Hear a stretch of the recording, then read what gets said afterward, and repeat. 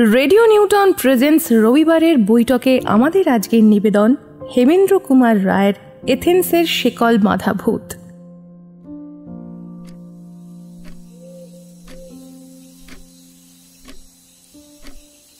সে অনেক দিন আগের কথা। তখনও যীশু খ্রিস্টের জন্ম হয়নি। 2,500 কি 3,000 বছর হবে। প্রাচীন গ্রিসে এথেন্স বলে একটা জায়গা ছিল। এথেন্স কিছু অপরিচিত নাম নয়, সবাই এর নাম শুনেছে। আর সেই এথেন্সেরই একটা পাহাড় ঘেরা ছোট্ট গ্রামে এক জঙ্গলের মধ্যে পুরনো একটা বাড়ি ছিল। বাড়িটা অবশ্য অনেকদিন ধরেই খালি পড়েছিল। একে তো নির্জন পাহাড়ি অঞ্চল, তার উপর বন জঙ্গল দিয়ে ঘেরা পরিবেশ, তাই পরিত্যক্ত। লোকজনও না থাকলেও বাড়িটা কিন্তু খুব একটা ভাঙা চোরা অবস্থায় ছিল না। অর্থাৎ ইচ্ছে করলে পরিষ্কার করে বা সামান্য সাজিয়ে গুছিয়ে নিলে লোকে অনায়াসেই সেখানে বসবাস করতে পারত। আসলে সবাই কি আর লোকজনে ঠাসা ভিড় হই হট্টগোলের মধ্যে বাস করতে পছন্দ করে? অনেকেই নির্জন শান্ত পরিবেশে নিজের মতো করে থাকতে ভালোবাসে। কিন্তু আশ্চর্যের ব্যাপার, ওই বাড়ির যে মালিক, সে কিন্তু হাজার চেষ্টা করেও অনেক দিন পর্যন্ত কাউকে ওই কুঠিটা ভাড়া দিতে পারেনি। আসলে পাহাড়ের উপর নির্জন জঙ্গলের মধ্যে অবস্থিত কুঠিটার বেশ বদনাম হয়ে গিয়েছিল। একবার এক শান্তিপ্রিয় ভদ্রলোক কুঠিটা দেখে লোভ সামলাতে পারেননি। তিনি ছুটির অবকাশ কাটাবার জন্য ওই নির্জন কুঠিটাকে বেছে নিয়েছিলেন, কয়েকদিন শান্তিতে কাটাবেন বলে। কিন্তু পরদিন সকালে দেখা গেল লোকটির মৃতদেহ পড়ে আছে কুঠির দালানে। প্রথম ব্যাপারটা নিয়ে তেমন কেউ মাথা ঘামায়নি। তবে যারা তার মৃতদেহ দেখেছিল তাদের মধ্যে কিছু সন্দেহ দানা পাকিয়েছিল। কারণ মৃত্যুর পরেও লোকটির চোখে মুখে একটা অস্বাভাবিক ভয় লেগেছিল, আর চোখ দুটো ঠেলে বেরিয়ে এসেছিল। কিন্তু পরে, মানে বেশ কিছুদিন পর, আর একজন সৈনিক ধরনের লোক সেই বাড়িতে এসেছিল রাত কাটাতে। লোকটি ছিল অসম্ভব সাহসী। সেই লোকটি প্রাণে মরেনি ঠিকই, কিন্তু তার মুখ থেকে রাত্রির অভিজ্ঞতা যা শোনা গিয়েছিল তা ছিল রীতিমতো ভয়াবহ। খাওয়া দাওয়া সেরে রাত্রে সবে সে শুতে গিয়েছিল। এমন সময় সে হঠাৎ দেখতে পেল ছাই রঙের দাড়িওয়ালা ইয়া চেহারার বিশাল এক বুড়ো হাতে পায়ে শেকল লাগানো অবস্থায় ঘুমন্ত সৈনিকের সামনে এসে দাঁড়িয়েছিল।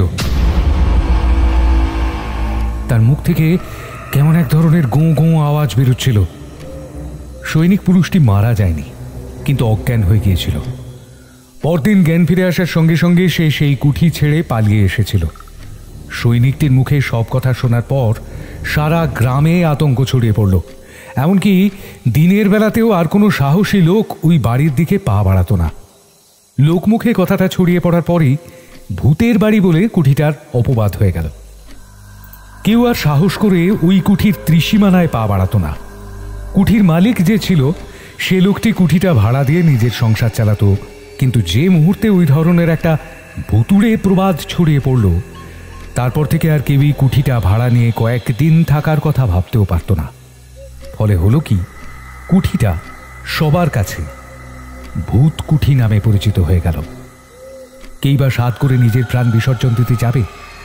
শেষ পর্যন্ত বাধ্য হয়ে জলের দরে কুঠিটা বিক্রি করে দিতে চাইল কুঠির মালিক।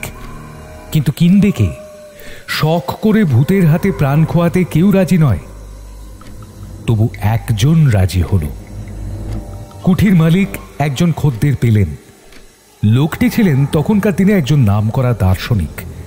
দার্শনিক মানুষেরা সাধারণত নির্জন জায়গায় থাকতেই ভালোবাসেন। তিনি যুক্তি ও তর্ক দিয়েই সবকিছু বিচার বা বিশ্লেষণ করতে ভালোবাসেন। লোকমুখে কুঠিটার অপবাদের কথা তাঁরও কানে এসেছিল, কিন্তু দার্শনিক ভদ্রলোক মনে প্রাণে কোনো অলৌকিক ব্যাপার বিশ্বাস করতেই চাইতেন না। তিনি ভাবলেন বাড়িটায় গিয়ে তিনি উঠবেন। মানুষের মধ্যে ভূতের ভয়ের অযৌক্তিক সংস্কারকে উড়িয়ে দিতে চাইলেন তিনি। কুঠির মালিকের কাছে গিয়ে তিনি কুঠিটি কেনার বাসনা জানালেন। মালিক তো হাতে স্বর্গ পেলেন। তিনি ধরেই নিয়েছিলেন এমন ভুতুড়ে বাড়ি কোনোদিন ভাড়া বা বিক্রি হবে না। তাই দার্শনিক ভদ্রলোকের প্রস্তাব শুনে মালিক আকাশ থেকে পড়লেন। বলে কি এই বুড়ো? ভাড়া নয়, একেবারে কিনতে চাইছেন? অত্যন্ত কম দামে তিনি সঙ্গে সঙ্গে কুঠিটি বিক্রি করে হাঁপ ছাড়লেন। আগেই বলেছি, যুক্তি ছাড়া দার্শনিক চলেন না। যা চোখে দেখা যায় না, হাত দিয়ে যাকে ছোঁয়া যায় না, অথবা অন্তর দিয়ে যাকে উপলব্ধি করা যায় না, তেমন কিছুতে তার বিশ্বাস আসবে কেন? নিজের সব জিনিসপত্র নিয়ে গিয়ে উঠলেন সদ্য কেনা সেই বাড়িটায়। সারা দিন ধরে নিজের হাতে সবকিছু সাজালেন, নিজের হাতেই তাকে সবকিছু করতে হয়েছিল। তার কারণ, বাড়িটার ভুতুড়ে কাণ্ড কারখানা নিয়ে এমন সব গল্পগুজব তৈরি হয়েছিল যে তিনি অনেক বেশি পয়সার লোভ দেখিয়েও কোনো চাকর বাকর পাননি। যাই হোক, সারাদিন পরিশ্রমের পর দার্শনিক ভদ্রলোক বেশ ক্লান্ত হয়ে পড়েছিলেন। খুব একটা খাওয়া দাওয়ার ইচ্ছেও ছিল না। সামান্য রুটি মাংস আর কফি দিয়ে রাতের আহার শেষ করলেন। তারপর গিয়ে শুলেন তার ছোট্ট বিছানায়। মাথার কাছে বিশাল সেকেলে ধরনের একটা জানালা ছিল, সেটাও খুলে রাখলেন। গরমের দিন, সন্ধে রাতের ফুরফুরে হাওয়া বইছিল। দেহেও ছিল অত্যন্ত ক্লান্তি।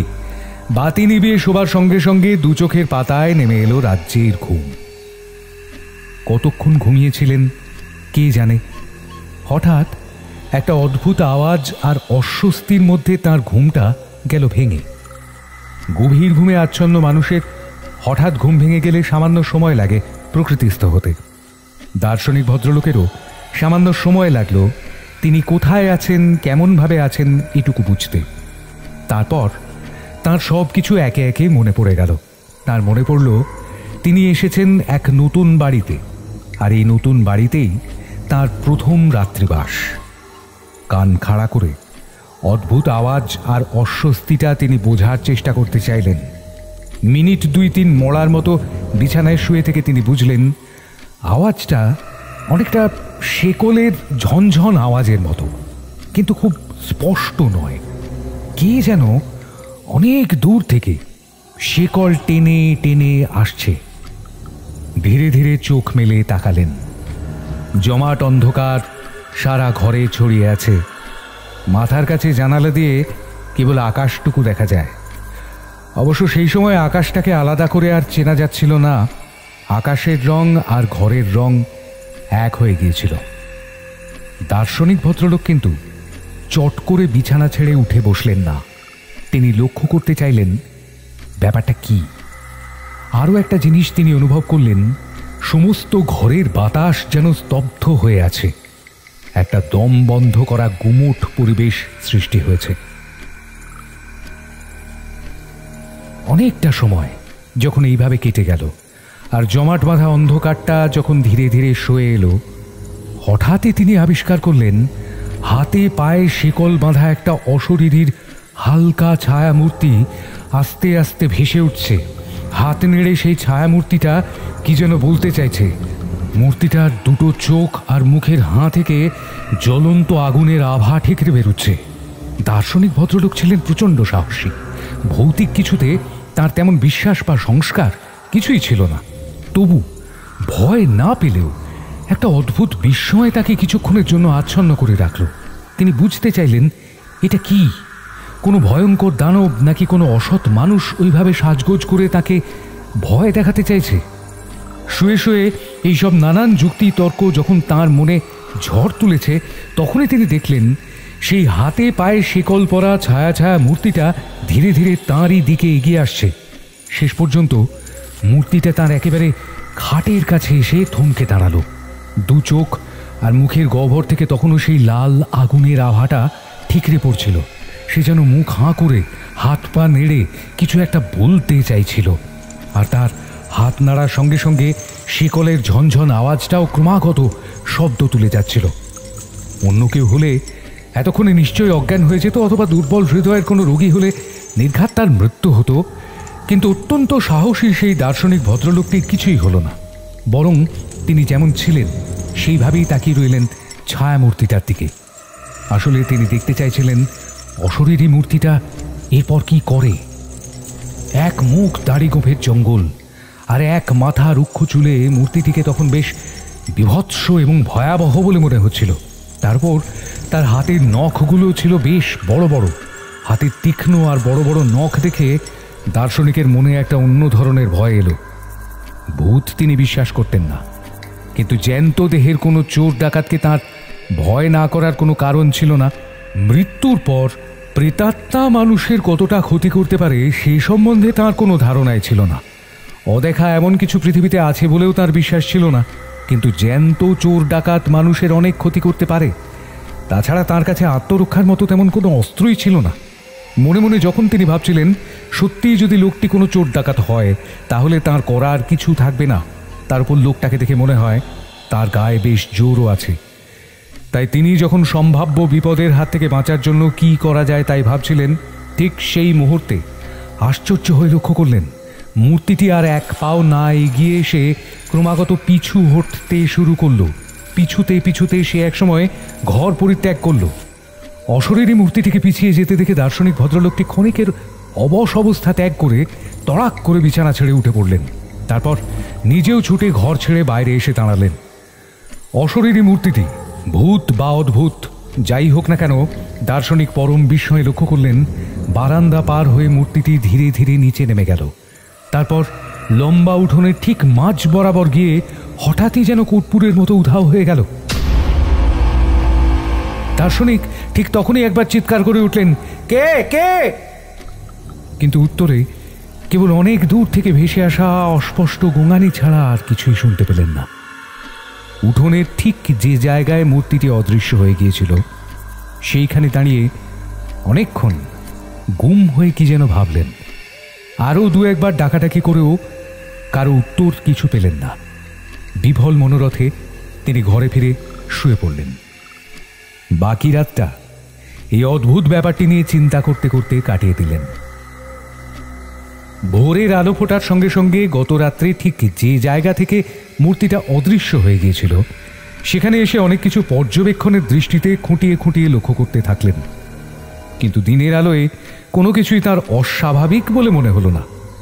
পাহাড়ের টিলায় এই বাড়িটি ছিল লোকালয় থেকে বেশ কিছুটা দূরে। লোকজন কেউ তেমন থাকতো না। হয়তো সেটা কুঠি বাড়িকে কেন্দ্র করে যেসব গল্প এবং গুজব আছে তারই ভয়ে কোনো সাহসী পুরুষও এ বাড়ির ত্রিসীমানায় আসত না। নির্বান্ধব এবং নির্জন বাড়িটায় দার্শনিক আবার তন্ময় হয়ে গেলেন তাঁর নিজের কাজে, নিজের চিন্তায়, নিজের পড়াশোনায়। প্রায় সারাদিনই তিনি বইয়ের জগতে ডুবে রইলেন। ফলে রাতের সেই অশরীরী এবং অদ্ভুত ঘটনার কথা তিনি প্রায় ভুলেই গিয়েছিলেন। রাতের খাওয়া দাওয়া সেরে যখন তিনি বিছানায় শুতে গেলেন তখনই একবার গত রাতের কথা মনে এলো। কিন্তু ঘটনাটিকে তিনি তেমন আমল দিলেন না। ভাবলেন অত্যধিক চিন্তাগ্রস্ত থাকার জন্য আধা ঘুম আধা জাগরণে কি দেখেছিলেন। বিছানায় শোবার সঙ্গে সঙ্গে ঘুম না এলেও কিছুক্ষণের মধ্যেই তিনি গভীর ঘুমে আচ্ছন্ন হয়ে পড়লেন। ভয় ডর না থাকার জন্য সমস্ত কিছুকে অলিক বলে উড়িয়ে দিলেও পরের রাতে কিন্তু সেই একই ঘটনার পুনরাবৃত্তি ঘটল। তারপরের রাতেও সেই একই ব্যাপার। পরপর 3 রাত্রি একইভাবে অশরীরী মূর্তির আবির্ভাব এবং একইভাবে হাত নেড়ে কিছু বলতে চাওয়ার চেষ্টা এবং একইভাবে উঠোনের ঠিক একই জায়গায় এসে মিলিয়ে যাওয়া তাকে বেশ ভাবিয়ে তুলল। তিনি কিছুতেই কোনো ব্যাখ্যা দিয়েই বুঝতে পারছিলেন না এটা কেমন করে হয়, কিভাবে হয়। তবে কি এটা নতুন ধরনের জাদুবিদ্যা? অবশেষে 4র্থ দিন সকালে দার্শনিক কিন্তু আর নিছকই কল্পনা বলে সবকিছু উড়িয়ে দিতে পারলেন না। আবার ভয় পেয়ে বাড়ি ছেড়ে পালিয়েও গেলেন না। তিনি মনে মনে ভাবলেন নিশ্চয় এর মধ্যে কিছু অনুসন্ধানের আছে, নিছক মায়া বা জাদুবিদ্যা নয়। আর সত্যিই যদি অশরীরী কোনো প্রেত হয়ে থাকে তাহলে নিশ্চয় সে কিছু বলতে চাইছে। আর সব থেকে দার্শনিককে বেশি আকৃষ্ট করল উঠোনের সেই নির্দিষ্ট স্থানটি। কেনই বা প্রতি রাতে অদ্ভুত এবং বিভৎস আকৃতির সেই মূর্তি ওই বিশেষ একটি জায়গায় এসে হারিয়ে যাচ্ছে? তাহলে কি ওই জায়গাটিতেই বিশেষ তাৎপর্যপূর্ণ কিছু লুকিয়ে রয়েছে? এর একটা বিশেষ তদন্ত হওয়ার প্রয়োজন।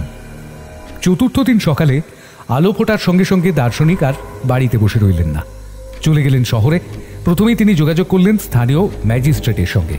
সব কথা তাকে খুলে বললেন। অন্য কেউ হলে হয়তো পাগলের খেয়াল ভেবে ম্যাজিস্ট্রেট সাহেব উড়িয়ে দিতেন, কিন্তু এই দার্শনিক ছিলেন বেশ নামী লোক। জ্ঞানী এবং বুদ্ধিমান হিসেবে তিনি প্রায় সকলেরই পরিচিত। ম্যাজিস্ট্রেট সাহেবের মতো একজন গণ্যমান্য লোকের সঙ্গে যে তিনি মশকরা করবেন না, এটা ম্যাজিস্ট্রেট সাহেব নিজেও জানতেন। কাল বিলম্ব না করে তিনি বেশ কিছু মজুর নিয়ে ফিরে এলেন দার্শনিকের কিনা নতুন বাড়িতে। উঠোনের ঠিক যে জায়গায় এসে অশরীরী মূর্তিটি গত 3 রাত্রে অদৃশ্য হয়ে যেত, সেই জায়গার মাটি খোঁড়া শুরু হলো। অবশ্য বেশি দূর খুঁড়তে হলো না। সামান্য কয়েক হাত জমির নিচেই পাওয়া গেল একটি সম্পূর্ণ কঙ্কাল। কঙ্কালটির হাত পা শিকল দিয়ে বাঁধা, শিকলে মরচে ধরেছে বেশ পুরু হয়ে। প্রেত বা ভূত কোনোদিনও বিশ্বাস ছিল না দার্শনিক ভদ্রলোকটির, কিন্তু গত 3 রাত ধরে শৃঙ্খলাবদ্ধ একটি মূর্তির সঙ্গে শৃঙ্খলাবদ্ধ কঙ্কালটির কোথায় যেন কি সাদৃশ্য রয়েছে, এটা অনুমান করতে তার কোনোই অসুবিধা হলো না। সহজ এবং যুক্তিগ্রাহ্য বুদ্ধি দিয়ে দার্শনিক এর কোনো অর্থই করতে পারলেন না। ম্যাজিস্ট্রেট সাহেবের পরামর্শে নিয়মকানুন মেনে তারা কঙ্কালটি যথাযথভাবে কবর দিলেন। আর সব থেকে অদ্ভুত ব্যাপার তা হলো, কঙ্কালটি ভালোভাবে কবরস্থ হওয়ার পর আর কিন্তু কোনোদিনও কোনো রাতেই দার্শনিকের ঘরে সেই অশরীরী মূর্তির আবির্ভাব ঘটেনি। এরপর দার্শনিক বহুদিন সেই বাড়িতে বাস করেছিলেন।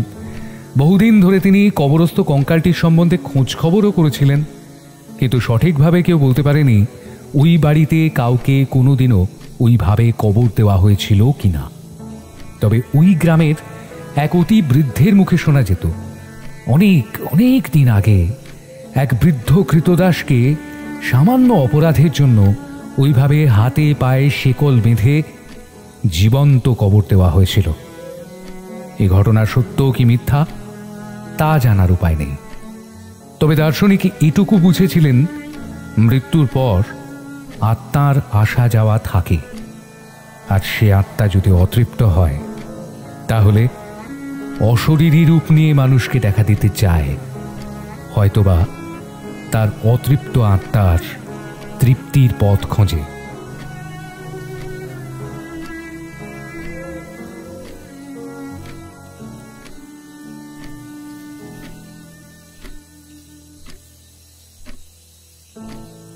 আপনারা এতক্ষণ শুনছিলেন হেমেন্দ্র কুমার রায়ের এথেন্সের শেকল বাঁধা ভূত। গল্প পাঠে শান্তম, এডিটিং এবং পোস্টার সৌরভ, সমগ্র পরিকল্পনায় উষসী। আমাদের গল্পটি আপনার যদি ভালো লেগে থাকে তাহলে লাইক, শেয়ার এবং সাবস্ক্রাইব করে দিন।